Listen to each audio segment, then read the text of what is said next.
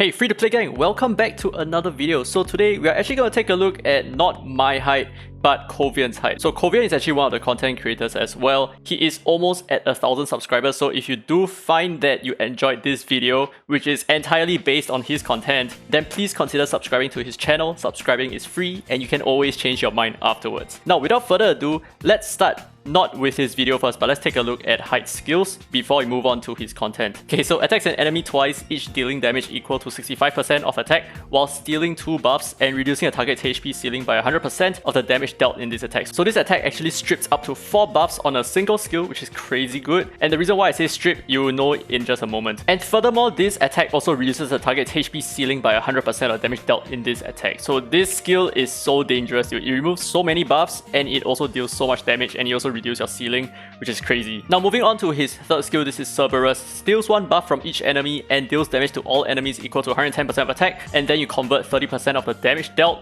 into healing. So this skill is very well known for being very dangerous in Temporal Tower because this can effectively knock out a lot of your DPS espers, right? So this skill is very scary. But the reason why he is so good is because of his passive. So his passive here is Ripper. Hyde is immune to buffs and debuffs. Now, being immune to buffs is not really a good thing, but being immune to debuffs is a very good thing. Now you are completely immune to defense breaks, you are completely immune to seer debuffs, to stuns, to all kinds of attack debuffs and all that kind of debilitating debuffs, right? So this is actually quite powerful for his kit. Now, takes 10% reduced damage from all sources as well, but there is more. So it grants a Breath of the Deep stack per attempt to buff or debuff Hyde, and grants 10 Breath of the Deep stacks upon the death of any ally, up to 50 stacks. Now when taking the first deadly hit in battle, Hyde survives and restores HP based on current Breath of the Deep stacks, each restoring 1% of max HP. So effectively, if you have 50 stacks, you will be reviving with half your full HP. But obviously there are some catches to this. So let's say his max HP is actually reduced by, like, let's say an enemy Loyan. What happens is that he revives based on the new max HP, not his full max HP. So that is one catch. Now here's what Breath of the Deep does. So it's undispellable and you grant 5% attack per stack and 3% damage reduction per 10 stacks up to 50 stacks. So this totals up to a whopping 250% attack and 15% damage reduction if you have 50 stacks. This is very strong. So he has a total of 25% damage reduction and an additional 250% attack per stack. Now because of this passive, he gains a lot of attack power over here, which means that he can be built in other ways apart from just going full DPS. And this is the way Kovian built his Hyde, which is just rather more defensively and with very little focus on attack. And we will of course talk about that in just a moment, right? Now his captain ability is going to be ally resist in point wall by 50%. This is a hit or miss in my opinion, because if you're going to be using him as like your main DPS, so to speak, or your main bruiser in your team, then you may not necessarily want to have so much resist. You want to get debuffed more often, which means that this is actually negative for him, but it can be quite good for the rest of your allies as well. But we all know that accuracy and resistance doesn't really work, so in my opinion, I feel like this leader buff is like kind of counterintuitive. So he has 3 different Hyde videos all at once. So the first one being like just the build guide, how you want to build him, and the second one is going to be a PvE showcase, and the third is going to be PvP. So we're just going to briefly go through whatever that he has. Okay, so this is the build.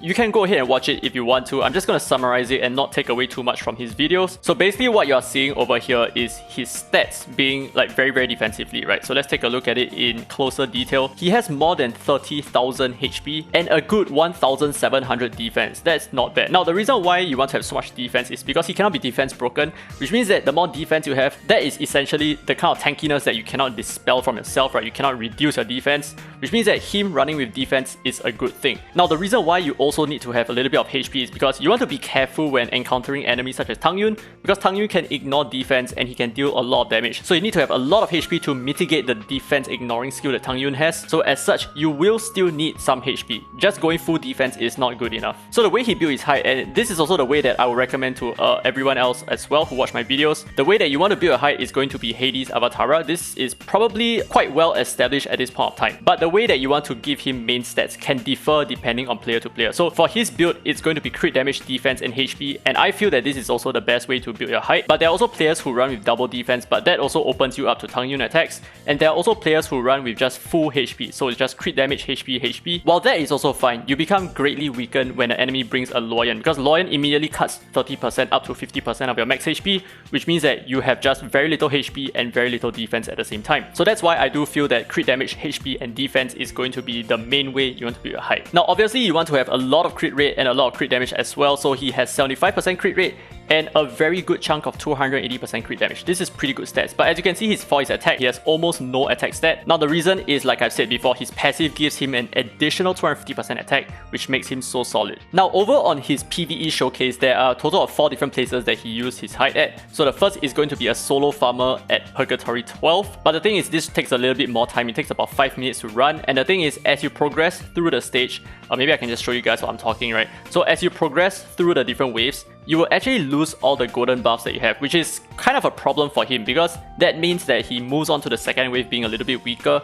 But because of how tanky he is definitely going to be able to survive. It's just that affects his runtime, right? The fact that your golden buffs dissipate at the end of the wave, that would reduce your DPS, that would reduce your tankiness as well. Everything about Hyde is being reduced whenever you move on to the next wave. So as you can see over here, he has completely nothing, right? And it has been like, I don't know how long, and he still does not have a single stack of the passive, right? So he can be used as a solo farmer, and it's quite easy for you to build him to be a solo farmer. Just give him a lot of tanky stats and he will work just fine. So he can actually solo a pep 10, and a lot of people actually use this strategy to solo a pep 10 before the mid game, like just in the early game, before they even can clear K10, they can actually clear A10 using a Hyde. That's insane, right? But you can see he's going really close to death, but he doesn't always go all the way down, right? Don't forget that his passive also allows him to revive, which is kind of like a cheat code. So in case RNG really works against you, then his passive comes into play, revives him, and that also increases your stability in the run, which is always good to have. Now in a pep wave, he is essentially invulnerable because a pep just keeps landing poisons on him, right? But he's just going to convert all of it into his stacks, right? So as you can see over here, how many stacks does he have right now? He has already 50 stacks, dude, and a pep is only like 50% of the way to go. So he is very, very effective in dealing with a pep. Now let's take a look at how long he took to clear this run, which I think most of you guys will be interested to know. 4 minutes 45 seconds. I have actually seen people who did it a little bit faster, like around 3 minutes plus, but I guess he is able to do it. This is probably just like one sample of all his runs, but I do know that Hyde can run a pep super fast in terms of like a solo farmer, and the reason why you want to use a solo farmer is so that you can level up other espers at the same time, killing 2 birds with 1 stone. You're farming relics and you're also farming EXP. Now the next place is obviously going to be Fafnir. He is so strong at Fafnir, right? Because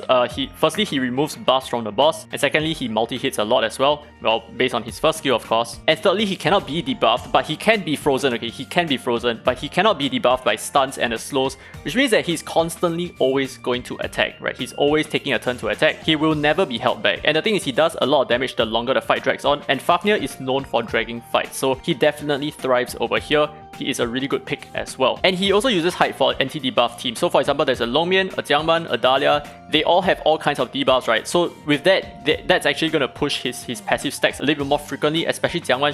She just lands a lot of passive stacks on him every turn that she takes. So he is a solid counter against like a lot of the debuffing teams, right? Including Tricky as well. So if Tricky has like Zeus procs, for example, that is actually going to push Hyde's passive a little bit faster at the same time. So Hyde is actually really good for the end game right now because he just simply counters everything that makes the end game so scary, right? Like all the kinds of stuns, all the kinds of debuffs, all the kinds of strips. You know, strips it's like completely worthless against Hyde, right? There's no buffs to strip, and instead of stripping, you're actually going to give him even more stacks. Like if let's say you have like miss rate up and all that kind of stuff attached to your strip. But it's quite unfortunate that he actually showcased Hyde before Ahmed was available in the pool, which means that he's not able to capture just how powerful Ahmed and Hyde is together. And you know, hopefully I'll be able to showcase that in like, let's say my own PvP. So let's try to find a specific team that has both Ahmed and Hyde together, and you'll see that this is an insane combo. It's so hard for me to deal with it right now. Okay, so this is an example of why Ahmed and Hyde is so strong together. Don't judge my team. My team is probably gonna lose because my only DPS is flow type and they are all like wind types, right?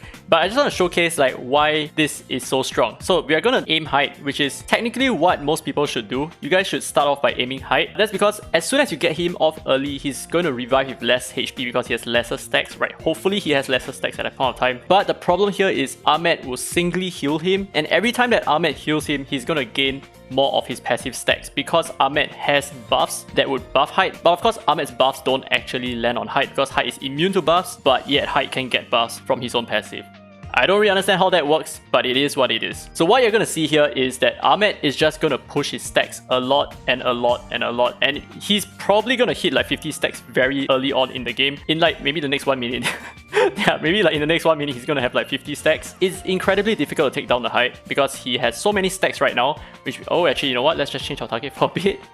He has so many stacks right now, which makes him tanky, which means that he's going to hit a lot harder and heal himself a lot more because of his Hades Relic set. And we have already lost our Jin Yu Yao, so we are basically game at this point of time, right? we are done. Honestly, this is not really a very good showcase as well because we are somehow dealing like AoE damage, and that's mostly because of Dona. But if you try to singly take out the Hyde, what will play out is like whatever that I mentioned earlier. Yeah, you see that Hyde just keeps going back upwards. So running a Clara and an Ahmed together is going to be very good as well because you're going to push a lot of buffs onto Hyde. Because Clara also buffs Hyde whenever she heals, although she gives less buffs, so to speak, because she only has like a 2 heal on her first skill, and her third skill only heals once. So it's not the same as an Ahmed who heals multiple times. So we are definitely not going to come back from here because he already has like 40 stacks. So it's almost impossible unless somehow my Dona gets his passive again, which he's not. So honestly, I think when you're facing like an Ahmed Hyde situation, what might make a little bit more sense is if you probably just go for the Ahmed first. The Hyde is probably gonna get like 50 stacks, right? There's really no point aiming Hyde at that point of time. But anyway, hope you guys enjoyed this video. That's it for the Hyde showcase. It's not my Hyde, of course. But hopefully you guys got a little bit of an idea of why Hyde is so strong and how you can team him up with other espers to make him a lot stronger. Now, is this the most optimal team for him?